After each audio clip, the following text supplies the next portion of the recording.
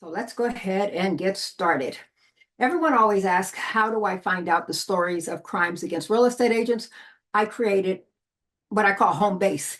It's a group on Facebook, and I'll make sure you have the link. That's where I share stories of crimes against agents, as well as articles and tips. So we're going to play a game, and I need to know if we have anyone on right now who is going to play the game with me. And if not, I am going to, okay, so we have some on Facebook. Here's the game. In the chat on Facebook, if you would not mind typing in the name of your first car. Just type it in, and then Leah can either unmute and tell me, or she can put it in the chat comments. I will watch for it. What is the name of your first car? And then you can see that I'm also asking your favorite teacher and your high school mascot. So if you will type that in, if you're on Facebook, just type it in the comment section, and then Leah will let me know. And then keep in mind, for those of you who are listening back, I want you to play along too. So when I ask a question, even if you're sitting there by yourself, just go ahead and answer the question. Okay, I've got 1997 Toyota Corolla. Thank you so much. Now I need someone to type in the name of their first teacher. And then while you're at it, go ahead and give me your high school mascot. So first, or your favorite teacher, and then high school mascot. And you will find that this session is going to be somewhat interactive, so be ready. I find that that is the best way to learn. So high school mascot or your favorite teacher. Okay, I see Volkswagen Cabrio. All right, all right.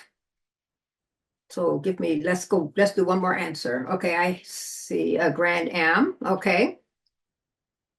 Okay. Okay, Bulldog. Okay, Bulldog is the mascot. Okay, guess what just happened? You were socially engineered. And don't feel bad. We all have been. What I am doing now is I am building awareness.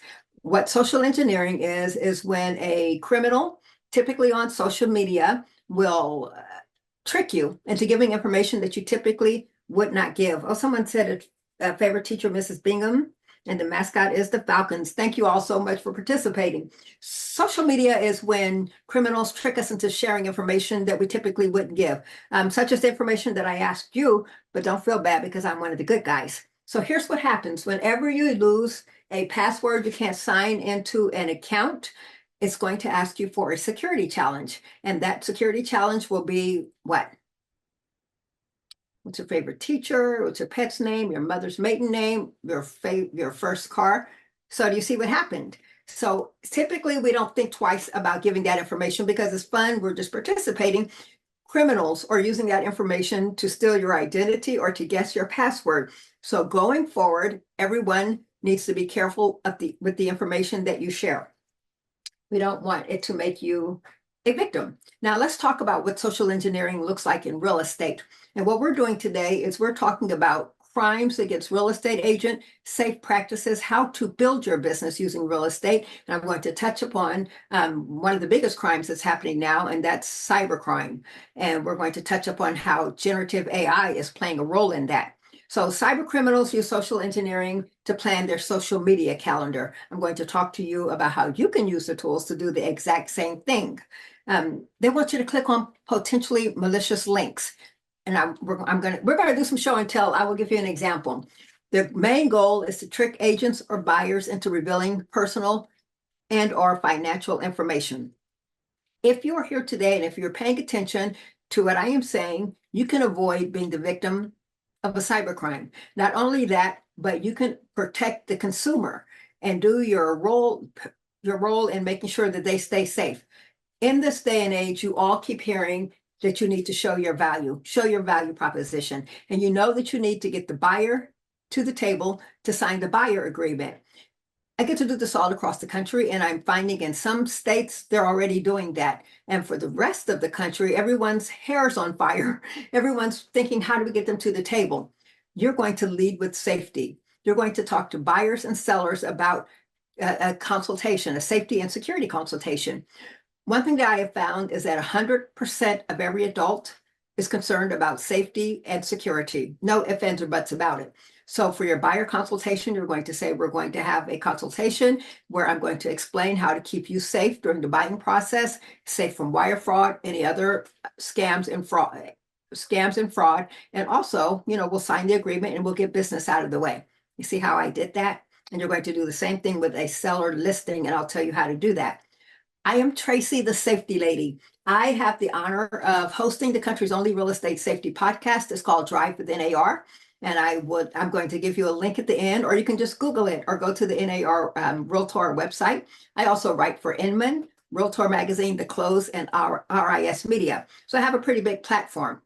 If you can ever think of a topic or a story that you are interested in and you have not heard about regarding safety, please reach out to me. And if you ever want to be considered for a guest, if you're not shy, I'd love to hear from you. I had to find a way to make safety profitable and business building so that real estate agents would show up. I created the country's only real estate safety designation, and I also created safety training for brokers, managers, and owners, how to have a safe office. And those are the only programs of their type in the country, and I am very proud to teach that. So what we're going to do now is let's talk about some of the lessons learned, crimes against real estate agents. If you all have been paying attention, and I see it on social media, everyone's talking about a crime against a real estate agent who was just murdered, I'm going to say within the past couple of weeks. There are actually three crimes. I had an opportunity to write the article for Inman. You can even search my name on Inman to find the article where I talk about all three. What I want to do today is to summarize all three of those crimes and talk about the lesson learned. The first one you can see is a real estate agent in Canada who was helping his property owners, and he wanted to help them evict a problematic tenant. But they decided the best course of action would be for him to meet the tenant and to offer cash to buy them out, to get them out of the property. Here's what happened. He showed up to meet them. He ended up getting physically assaulted and robbed. Now, the story that's making the news is the missing Markham agent. She went missing, and it turns out her body was found, and teenagers pretty much tracked her. They targeted her, they met her, and then they murdered her. What people don't realize is that last July, a real estate agent in New Zealand was out door knocking or either showing property. I see two different stories, and she was missing. Her body was recently found at the end of July of this year. So these three stories within a few weeks span on the eve of Realtor Safety Month. The goal is that the stories do not repeat themselves. In the case of the property manager who showed up to evict a tenant, we never blamed the victim, but we talked about the lesson learned, what could be different, what could have happened differently. Anyone want to chime in on the chat and say what he could have done differently to keep himself safe? And then I'm going to ask the question about the others. The missing agent who was door knocking. I don't know how many of you door knock anymore. I understand that is popular in some places and not so much in others. And the other agent, she simply got a phone call, it appears, and she showed up to meet clients that she did not know. So if anyone has any response, any lessons that we can learn from these tragic crimes to make sure they don't happen again, you can type it in the comments. And again, if you're watching the replay later, just think to yourself, what could I have done differently? So I don't see any comments left, so let me share the information with you since we're on a limited schedule. First agent, he decided to meet problematic tenants, and he had cash. One thing that you're going to learn is de-escalation and conflict management is so important in the real estate world. If you are going to be at NAR next in Boston, we are doing a live version of the podcast, of the NAR podcast, and we're going to talk about de-escalation, so you don't want to miss that one. Once he realized that they were angry, and he termed them problematic, so he knew going in that there were issues. He could have thought twice about taking cash and maybe thought twice about meeting them alone. Again, we don't blame, we learn. And in the agent who was door knocking, she was working alone and she was missing. And the other agent, pretty similar, she got a phone call and she met strangers. And being able to screen your clients, that's important. So you need to know who you're meeting. There are a number of tools out there. If you're familiar with Forewarn, so many in the industry are, it allows you to enter a phone number or an email address and get a criminal record check, as well as background, financial, and bankruptcies or foreclosures. And just basically, it will confirm who you're meeting. If you all have been watching online, you'll see that NAR just finished the IOI Summit, and that's a technology summit. And the winners were a company called Tether RE. And they pretty much do the same thing. They do a background check, but they also say, hey, while you're here, let's make sure you have a CRM. Let's track your expenses. So it's a whole productivity package. So I encourage you to do your homework and make sure you have a tool to help you screen clients. Those are just two of them. I'm not endorsing. I'm just saying do your homework and make sure you have some kind of a tool. Everyone is familiar with the Beverly Carter story. She got a phone call and she met the clients at a property and she was missing. And that happened, I want to say right about Safety Month, 2013 or 14. The lesson learned there is that she had a feeling in the pit of her stomach that something was wrong. And I know that because I had an opportunity to interview her office mate. So when she got the call, she said, something's not right. I don't want to meet him by himself. So she called back. She said, I'm not comfortable meeting you. He said, oh, don't worry. My wife will be there. And so that gave her comfort. When she showed up, it was just him. And she was able to go live on Facebook or FaceTime to show the property. He said, yeah, that way she can be here with us. Those were the last images on her phone. So the lesson learned there is, first of all, if your gut says something, believe it. And her gut, she listened to her gut. And secondly, she made sure someone knew where she was. So her husband knew where she was supposed to be. When she didn't come home, he was able to go directly to the address and he found her vehicle in the driveway. And he knew immediately that there was a problem and help was on the way. The lesson was not learned. Monique Bao, the exact same story happened. She got a phone call from strangers. She met them, and then they kidnapped and they killed her. So that's why I want to make sure everyone understands the stories that are happening, and they're happening everywhere, big cities, small towns, rural areas, metropolitan areas. It happens everywhere. So everyone needs to be alert and aware. And in some places, if it's like a high income or you're in a rural area, you think, oh, that doesn't happen here. That means that you're thinking it can't happen. Your guard is down. That makes you even more vulnerable. I do not want you to operate in fear, but I want you to operate from a place of power. So I am empowering you today with the tools that you need in order to do your job safely. I don't think I mentioned that I have a twin sister, and she and I got our real estate licenses together about 35, 36 years ago. So I have walked in your shoes. And I want her to be safe, and I want all of my real estate friends to be safe. So you're going to be in the business. Let's just make sure you do it in a safe way. Number two, I want to talk to you about some of the risk of your job. When we talk about cybercrime, we understand that's a people problem. Your devices will not infect themselves with malware. Your devices will not download ransomware or viruses. It takes you to pick that device up or touch the device to download something or to click a link. I'm here today to say, stop clicking. No more clicking. That's where the issues occur. That's how criminals get to you. You need to go outside of the email and go directly to the website. I remember getting a PayPal link on my phone. It was a text message. They're coming to us even in text. It says your PayPal password has been breached. Click here to reset it. I'm telling you, my hand was heading there. I was going to click and it's like, wait, stop. Go to your PayPal page and check it out there. Nothing was wrong. So before you do anything, stop, pause, think about it, and go to the actual site.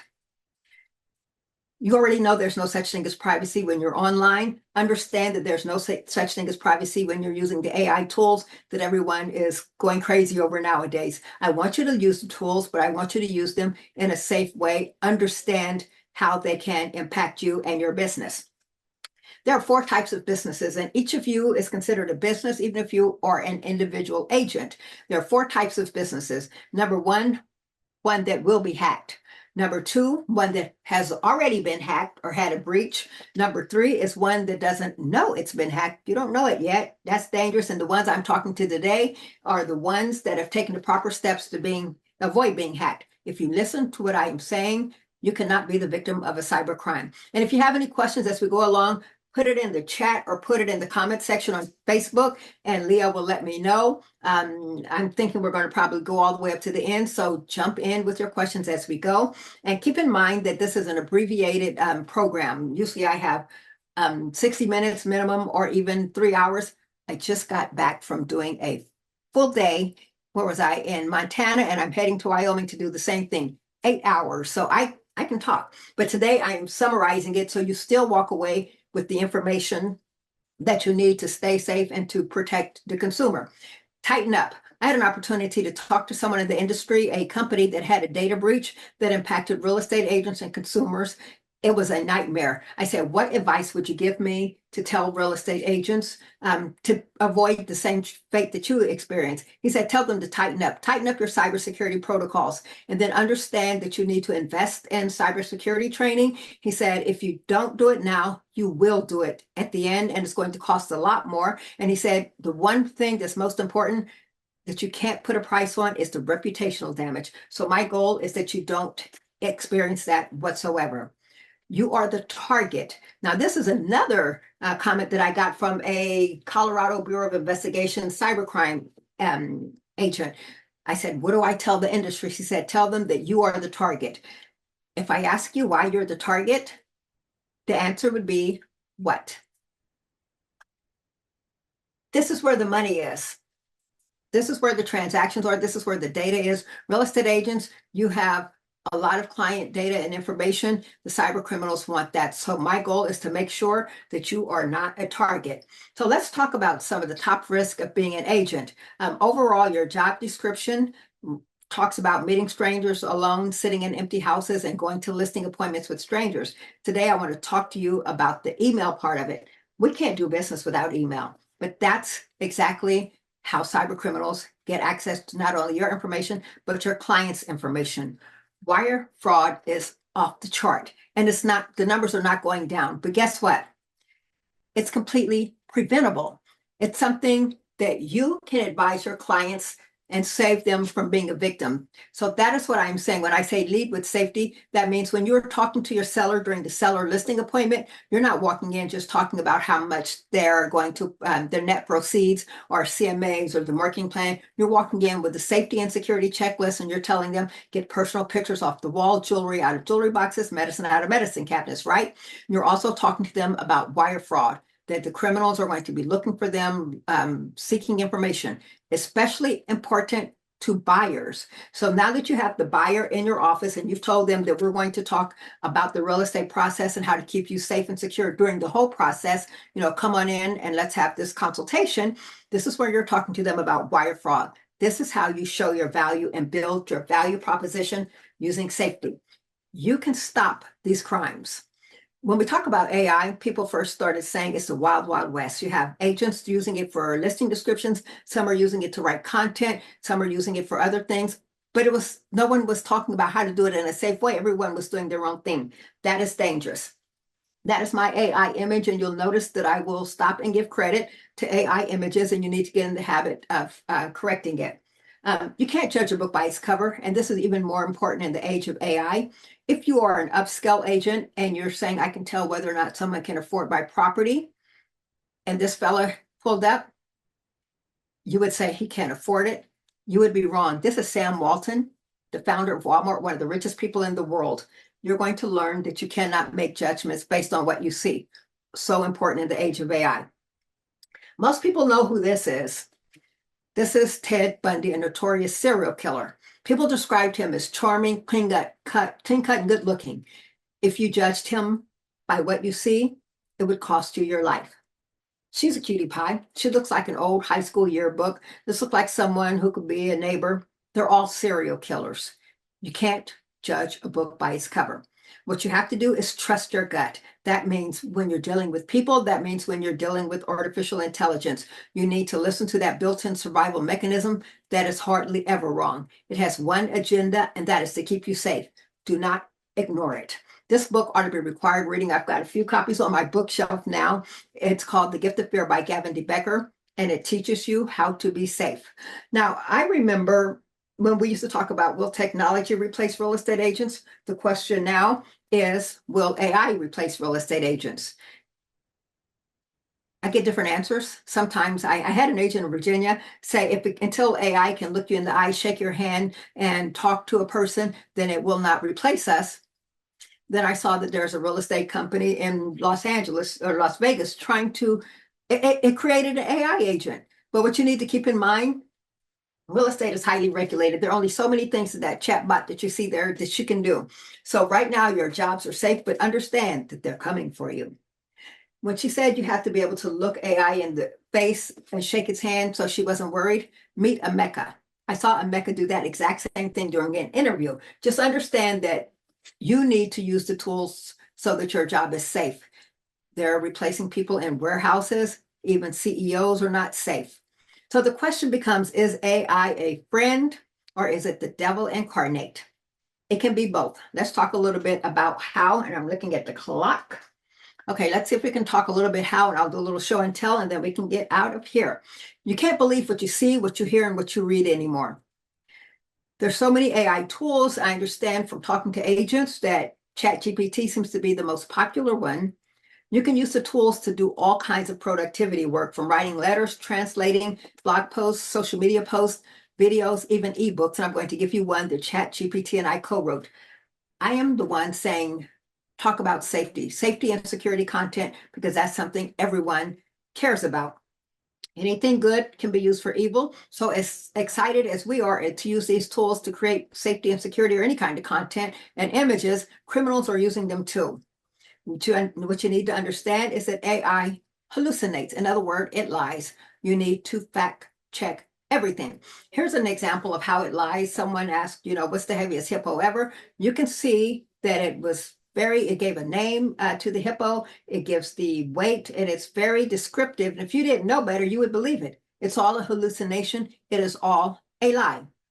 Here's one thing I want you to practice, and I'm not going to have time to go step by step, but I will do it, and you can watch this later. Every association and even NAR on the national level gives you market research. So the question is, how do you use that research in your business? I did a screenshot of each of these graphs, beautiful graphs. I uploaded it to Gemini. I said, read this. So what it did is it read the graphs. It turned it into text format. Here's where you need to make sure you are fact checking. You'll notice Kansas is misspelled, but here's where I want you to check every fact, every number, every fact, every statistic, double check, make sure it's accurate, okay? And then I said, now create a dynamic image based on the statistics. This is what I got. So that's not exactly what I'm looking for. So I said, let's try it again. And I got that, but there are no people in the picture because they're working on a bias issue. Now I said, use that information. And I told it the tone, I told it the voice, and I want you to use that market information. Help me create an email, a social media post, and then a blog post. So here's what it did with that information. Here is the blog post from that original graph, okay? Sellers, buyers, and there's a call to action. Here is the social media post with the hashtags that we ask for. Here is the email. So right now, if you were on the fence about even using AI tools, you should be convinced now. That was done in a matter of seconds. So it's a time saver. Here's where you need to be concerned, the gift card. Most people talk about the broker gift card. Here's what you need to understand, that they can now write perfectly grammatically correct text saying, hey, agent, this is your broker. I need you to get the gift card. And then if you don't know better, you're going to believe it. They can also come to you on a video, on a virtual call. That happened to a person in Japan. In Hong Kong, he saw a screen full of his executives in his company, and they said, wire the $25 million. He did it. Turns out they were all deep fakes. Same thing with a phone call. The person on the phone was the voice of the CEO, and he said, I need you to wire $243,000. He did it. It was a deep fake voice impersonation. So you need to understand that deep fakes are out there. If you are aware of them, you can prevent them. So some red flags. If there's a sense of urgency, I need you to do it. I don't have time for questions. Beware. If they're begging or asking for money, gift cards, or financial or personal information, beware. You stand between criminals and your consumer. So this is how you show value. You are aware of this, so now you know better, and you can go forward and protect the consumer every step of the transaction.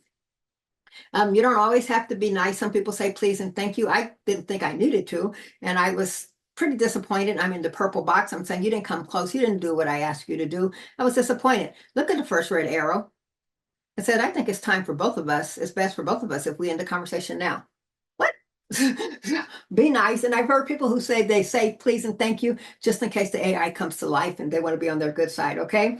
You can use the tool to translate, and you might already know that.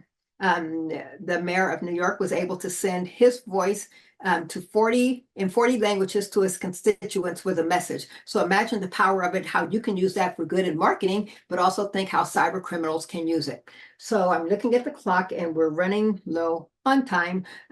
So Leah, can you type in the Zoom if I go over a few minutes? Is that a problem, or do I need to a hard stop? And while I wait to get your answer, you can use it to create safe content. Okay, so you can use Canva, which is powered by ChatGPT, to ask questions and create content. I want you to create safety and security content. So here's what I asked Canva in the magic write. I said, write an actionable marketing plan. And I said, focus on safety and security to get the buyers to come in and sign the agreement. See what I did there? So here's what it gave me.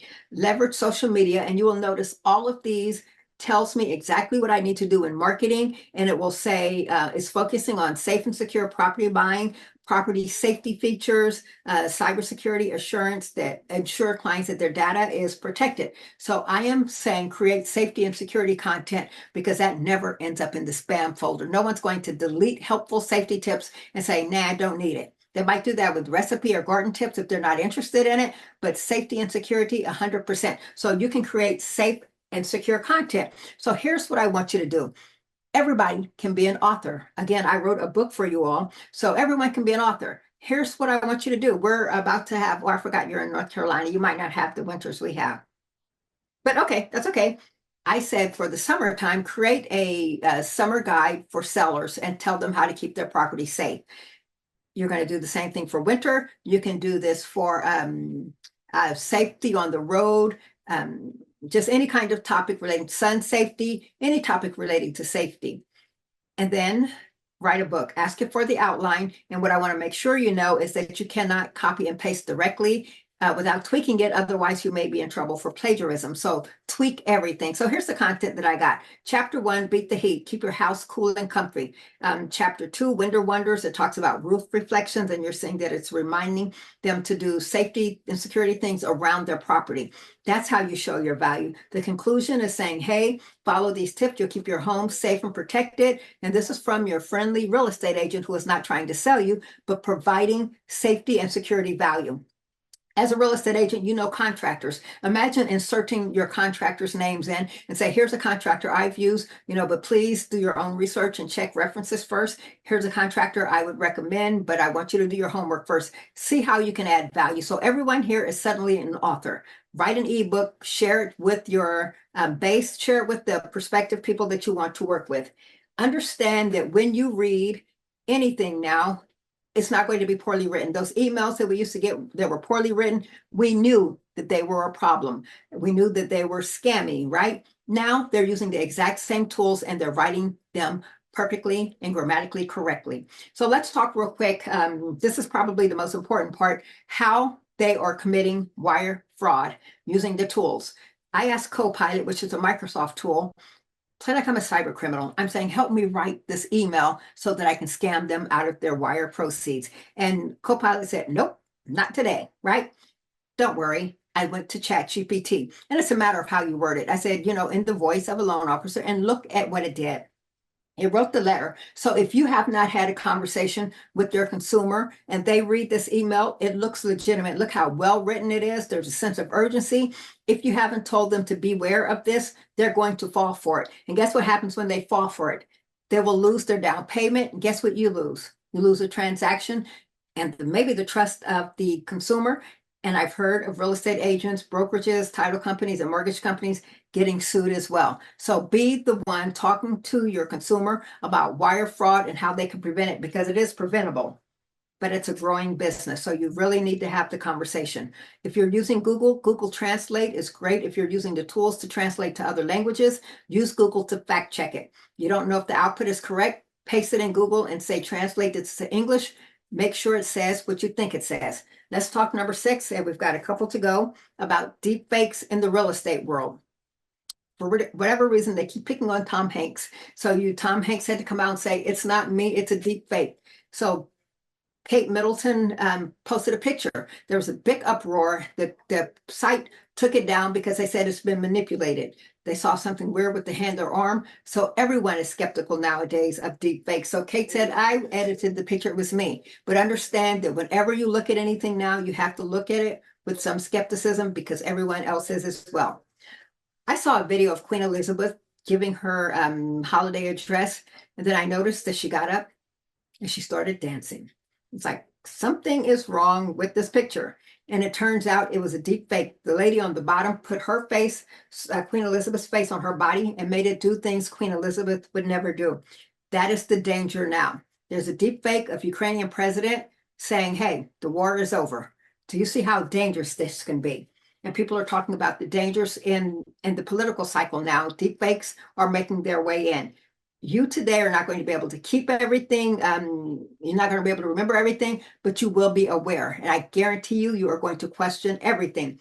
These are great tools. If you don't want to make videos, faceless, voiceless videos, you can use these tools. But keep in mind, cyber criminals are too. You don't like your voice, you can change your voice or create a realistic sounding AI voice. So can cyber criminals. I have 7 faces on the screen. And later on, when you're looking at this, I'm going to ask you, what do you notice? Or look at each one and tell me which one is a deep fake. So I'll give you a real quick second. Which one is real? Which is a deep fake? What if I told you that every single one of those do not exist on the face of the earth? They're all deep fakes. Look how good the quality is, and it's only getting better. These people do not exist. So cyber criminals can pretend to be something that they're not. And if you don't know to question it, you're going to fall for it. So if you see a profile on social media and it looks real, then you will understand that it may not be real. You can use tools within Canva like Magic Erase to erase something. You notice I erased the coffee table. I didn't go back and erase the shadow, but you can do that. So know that criminals can be using it too. Now, this property has a little foundation issue, right? So what if the person who lists the property, who owns the property, is trying to convince you or someone to buy it, and they're trying to get you there? They can use the magic erase and make all of the defects go away. They can also use another tool to put something in over it. So be alert and aware that these tools are out there. You can use the tools to do something like change a bedspread color or change the color of a dress or anything in a property. Keep in mind that that's okay because you're not changing anything material to the property, but know that some criminal may do so. I saw this picture on Facebook and they were complaining in a real estate group, and everyone was like, why would you post that in the MLS? Look how junk it is. I took the picture, went over to Magic Write in Canva and erased all the junk. Now, the problem is if I would erase the light and maybe put another light in or erase the microwave because it didn't match. So anything material to the property you cannot touch, but anything just cosmetic, you can. So make sure you don't get in trouble. This is a deep fake, not a real picture. So how do you know it's a deep fake? If your client comes to you and they say, we want to rent a house or we're going to do an Airbnb or VRBO, and you can say, let me help you. Let's make sure it's real first. That's the way you're showing your value. Do the good thing. Say, let me help you. I've been trained on AI. Let me help you. Upload it to Google Lens. I do not see an exact match. So that's clue number 1, that it is probably a deep fake. I can prompt, if you look at the prompt here, it talks about the camera and the lens. I can give a prompt that will make a picture look real. This is my picture. It looks real. You cannot tell it from a real photo unless you knew to double check for deep fakes. So how do we know if a picture is a deep fake? Look at the hands. The AI tools haven't been able to work those out yet. Too many fingers, not enough fingers, no fingers. The limbs may be an issue. So right now that is a tell. Keep in mind that they are working on it. So that won't always be the case. What about her?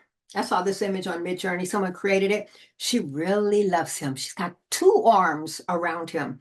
2 on the top, 2 on the bottom. So look at pictures up close, okay? These are all deep fakes that I created in Canva. I just want to show you the quality. Let us talk quickly about the way that you are using AI now. Most of you are using it to write property descriptions. that is fine, but make sure you don't violate any rules. This one says you and your family. Is that a problem? Yeah, it's a fair housing problem. Be very careful. If you look down there, it says take a walk. Is that a problem? It is a problem. So fact check everything, tweak it, make sure you're not violating any laws or rules. Some people say in their prompt that they'll say, consider the fair housing laws for North Carolina. That may be okay, but you still need to fact check and make sure it is done correctly. We'll almost done here. Deep fake properties. What if someone says, I have a property, real estate agent, I want you to list it, but here's pictures first. I created some deep fake properties. Here's a deep fake, and these both are deep fake properties. So the question is, how do I know if they're real or not? So this one, I will upload it to Google Lens, and I don't see an exact match. So that's clue number one, that this may be a deep fake, right? So what if it's real? This is a real property. I uploaded to Google Lens, and Google Lens found it when it was on the market. So Google Lens is a great tool. If you have your phone, take a look at it. That little box there is the camera. Upload your pictures, and then it will allow you to tell whether or not it shows up on the internet. Keep in mind, that's not foolproof. So keep that in mind. Google Lens will also tell you who's singing a song, even if it is live. I saw someone in one of my classes who had a shirt on, and it's like, oh, I like your shirt. Where'd you get it? And she started telling me, it's like, no, no. Can I take a picture? She said, sure. I uploaded it to Google Lens. I got my shirt. So it is great. You can take pictures of plants or monuments, buildings. It will tell you what it is. Is this real, or is it a deep fake? Okay, this one is a real person. How do I know? Because it shows me a picture when I upload it to Google Lens. She is a model. You need to be aware of how NAR talks about deepfakes and AI. Bottom line is, make sure you don't share personal information and don't rely upon it to replace professionals like attorneys, accountants, or financial advisors. Always fact check it. Don't let it create a work that you want to protect. You cannot copyright any output, and don't assume something created with AI is okay for you to use. You do not want to get in trouble. The code of ethics is important here. Don't exaggerate. And that's kind of what we use it for, to write these great flowery descriptions, but make sure you're not exaggerating and make sure everything is true. I've shown you the images. Make sure you're not guilty of concealing pertinent facts about the property, and don't change the facts. Be honest and truthful. Fact check it. So we are going to wind up here with, I keep saying that, right? But I know we're coming to the end here. I talk too much. I have so much to say. Anyway, Google Maps. Google Maps is your friend, and they use AI. When you enter your address, you can share your location. I tell real estate agents someone should know where you are at all times without fail. So you can share your location. That's my twin sister Stacy's picture. I can make sure she can follow me. You can set a certain number of hours while you're showing, while you're hosting an open house, limit the hours. I had an agent say she just leaves it on 365 days, 24/7, never turns it off. That way her husband and son can always find out where she is, her location in real time. I had an agent, he said, I don't want my wife to know where I am, because I may be playing golf and she thinks I'm working. So basically, you control when someone can track your location. You should have a shareable Google Calendar. That way someone knows where you're supposed to be, the location, and who you are with. These tools are free. Ransomware is something you hear about in the news all the time, and you're thinking, oh, I'm small potatoes. I only do small transactions. I don't do enough transactions. They're not coming for me. That makes you the perfect target because you think it won't happen. So everyone needs to be alert and keep your cybersecurity hygiene up to date so that you won't be a victim. But the number one thing you can do is to have a backup of your data. Use Carbonite or one of those online cloud tools, because ransomware is when the cyber criminal hacks into your account, they get your information, they encrypt it, and they say, we're not giving it back to you until you pay us. And law enforcement officials say, number one, don't pay. Number two, if you pay, they may not deliver your information. And number three, if you pay, they know you'll pay, they'll be back. So the goal is to not be in that situation. So keep your data and your information in cloud storage like Carbonite. So that way, if they get it, you go to your cloud information, you're still in business. You must have cybersecurity insurance. Talk to your E&O agent, let them know that you need it. And in this day and age with the wire fraud, you don't want to be on the receiving end of a lawsuit or any kind of data breach. Whenever your device says update the security protocols, don't click remind me later, remind me later. That is that provider saying, hey, we've had a data breach. there is a problem. Here is the patch to fix it. We're giving it to you in the form of an update. If you procrastinate and don't update, you're vulnerable. So updates, set automatic updates in the wee hours of the morning.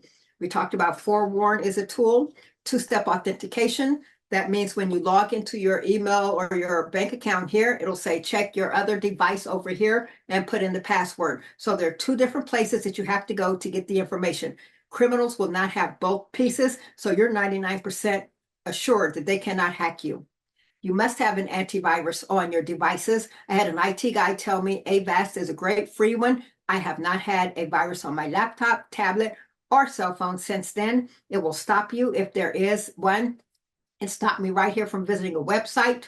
No free emails, no Hotmail, no Gmail while you're doing business, no Yahoo Mail, because they're not secure. Gmail is the most hacked one. You should be using your company's domain email address. So it's your name, Coldwell Banker, your name, Century 21, because those have, your company has security protocols in place and cyber criminals know that, but they love those free email accounts. So no email accounts.